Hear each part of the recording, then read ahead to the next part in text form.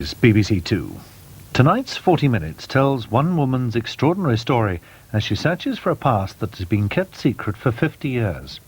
Whatever happened to Susi?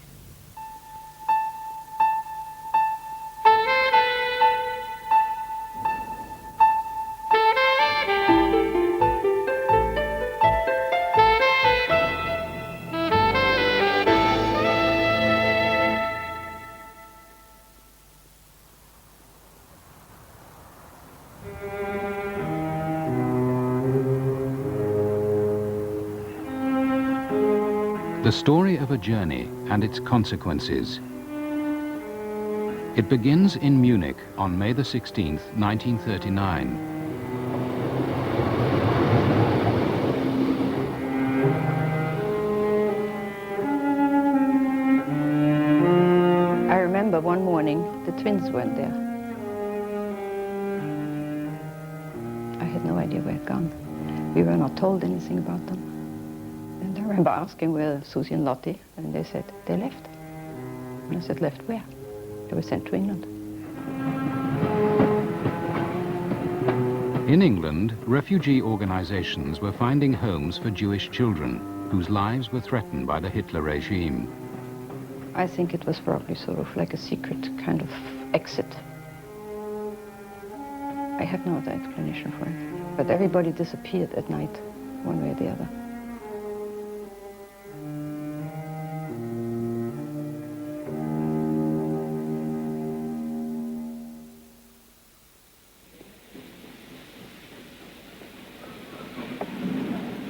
Two days after leaving Munich, twins Lottie and Susi Bechhofer arrived at Liverpool Street Station with identity labels around their necks.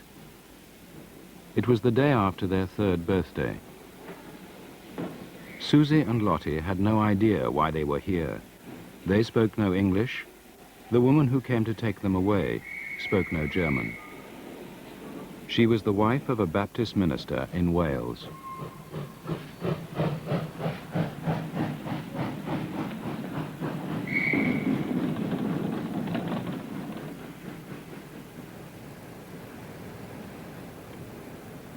In Wales, the twins were given a new identity.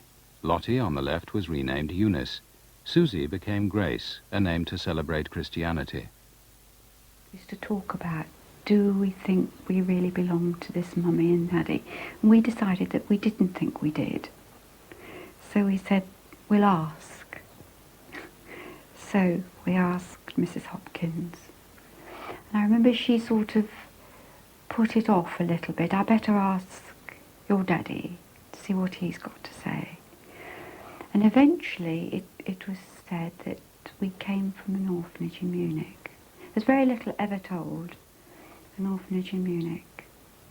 And that 3 weeks after we'd come to this country before the war, the orphanage had been burnt with all the records. So that was very plain that we weren't to actually ask any more questions. It was a strict upbringing, dominated by evangelical religion, all fire and brimstone. They were judged, every man according to their works. And death and hell were cast into the lake of fire. This is the second death. It was all quite terrifying, really. Death and hell and fire. And whosoever was not found written in the book of life was cast into the lake of fire. If one didn't believe, one would actually go to hell and burn.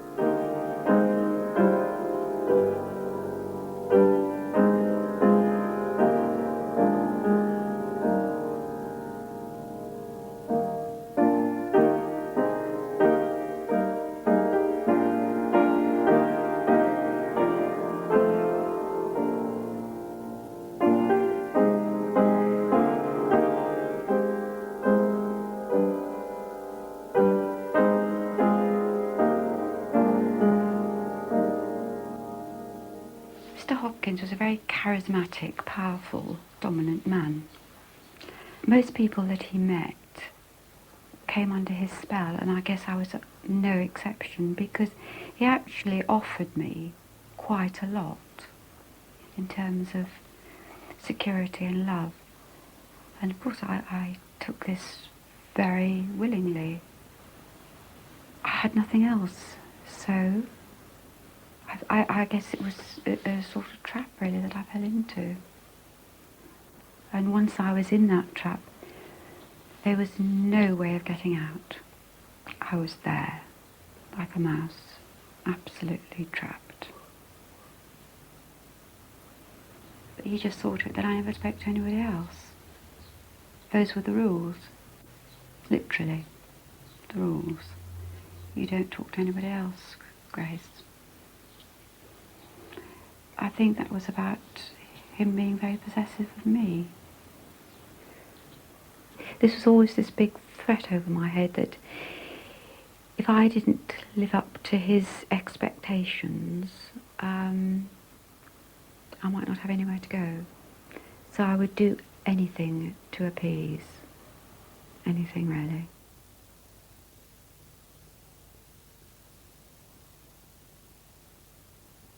Up until now, the twins had been very close. But when she was 8, Eunice developed a brain tumour. She was disfigured. I resented it. She resented me because I was okay. The fact that she was incapacitated, that she couldn't walk, she couldn't run, conversation was very limited. She wasn't my twin sister. Because Eunice now took up most of their foster mother's time, Grace was sent to boarding school. She made friends. She felt free and happy. Until O-level examinations, when once again her world was turned upside down. Everybody is being put in line according to their name in the alphabet. Normally I would have been with the H's, and suddenly the schoolmistress says, "Grace, today you're going to be with the B's." Well, it's as though I've been being shot, really, because why am I going to be with the B's? Well, this is your real name, Grace. You actually write today, Susi Beckhofer.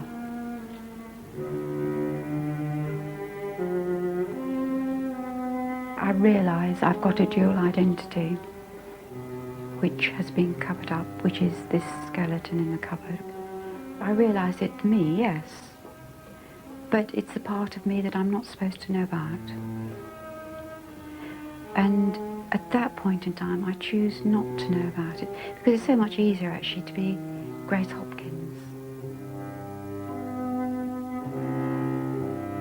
I guess perhaps I felt a bit like a criminal. It's all caught up with me, all these secrets. I'm not allowed to tell anybody I'm adopted. You're not allowed, Grace, to say anything. You're mine. Today, Grace lives in Rugby. In 1966, she married Alan Stocken.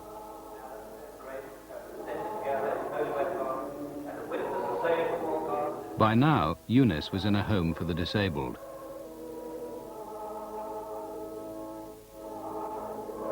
A year after their marriage, Grace and Alan had a son.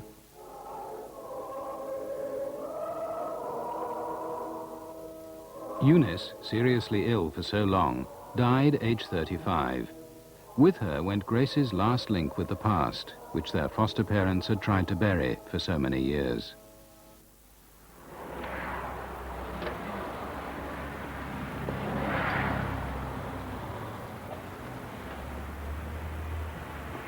There always seemed to me something about Grace, something that wasn't quite right, you know.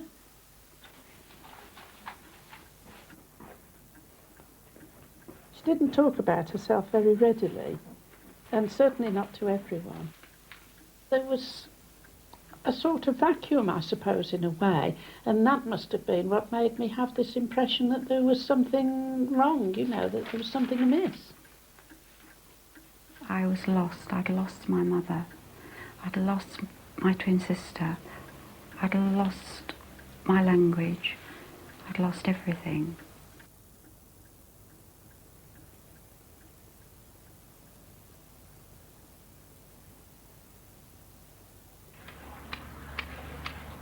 "20 years later, Grace heard a story on Woman's Hour that was to change her life. 50 years ago, in the late 30s, there was an exodus of Jewish children from Germany, Czechoslovakia and Poland, and many of them settled in this country. The reunion is the idea of Bertha Leverton, who left Munich in 1939 with her younger brother. Bertha's been telling Susan Denny why she's so keen to arrange this reunion. That is our aim, to compile a register, if we can, of the names and addresses of people to get in touch with one another. And what do you hope to achieve by the reunion? We hope, after the reunion, to compile a book of individual reminiscences. Grace contacted Bertha Leverton with the few facts she could remember about herself. Perhaps Bertha could discover more. 3 days later, Bertha Leverton wrote back. For the first time, Grace learnt about the Jewish refugee archives in London.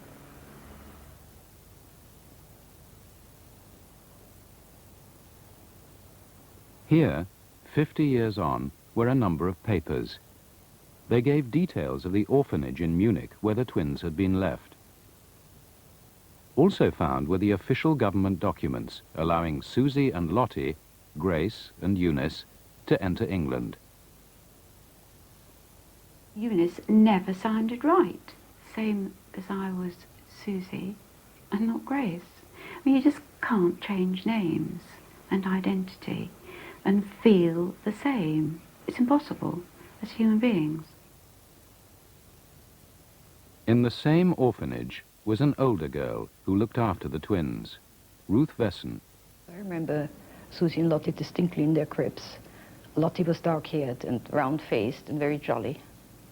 Susie was the opposite. She was lighter-haired. She was quite serious. She cried a great deal. She was not outgoing. Lottie, at the drop of her hat, would want to be picked up. Susie didn't want to be picked up. If I would have been asked who would survive, who is the stronger one, I would have said Lottie.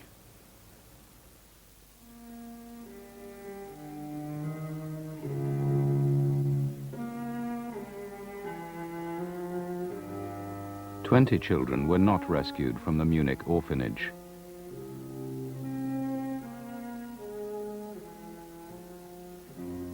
They were to die later in Auschwitz. In all, 2 million children died in concentration camps. There has been a grand response to Earl Baldwin's appeal for funds to assist refugees from Germany. But so great is the need that even the generosity of those who have already contributed is not sufficient.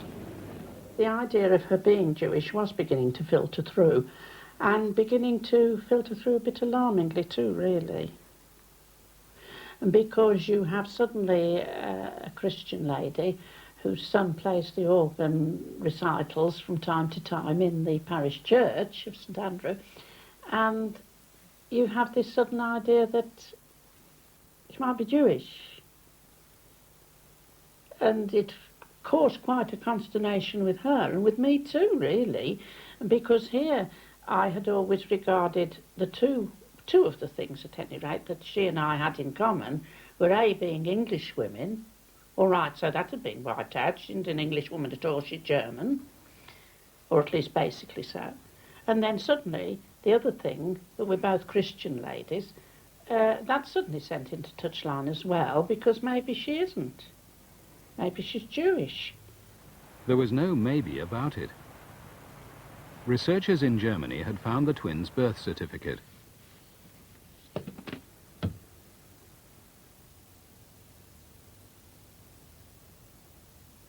They were the daughters of a Jewish woman called Rosa Bechhofer. And there was more to shock the neighbors. She didn't marry their father, Otto Halt. Not that Grace cared, now that she knew the identity of both her parents. It's enormous knowledge. I mean, I'm walking on air, really. I mean, it's a fragment, but it means an awful lot to me. I'm inspired to actually phone Munich